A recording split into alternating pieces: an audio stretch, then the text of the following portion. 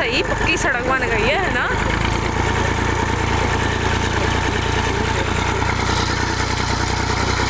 अब हम तो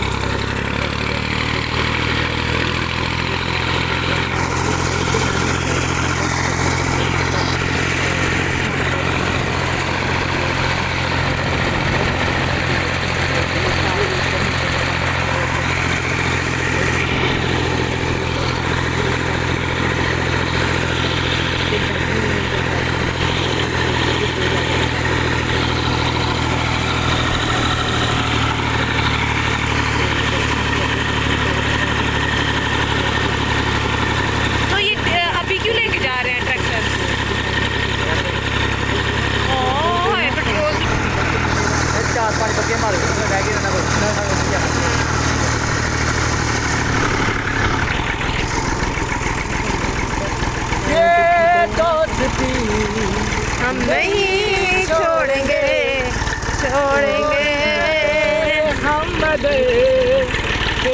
बच्चा लाए। और ये देखिए सबसे पहले ये जंगल का व्यू बनाओ दोस्तों। हाँ इसे मैं बाद में कर दूंगी ना, ये फिर बड़ी गड़गड़ गड़गड़ गड़गड़ की आवाज़ होती है। ये हमारा स्विमिंग पूल है, ये दिखाओ। ये हमारी भैंसों का स्विमिंग पूल है।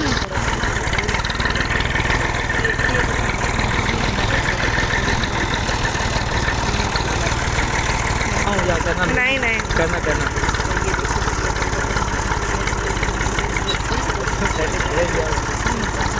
भाई डरेगी तू, डरेगी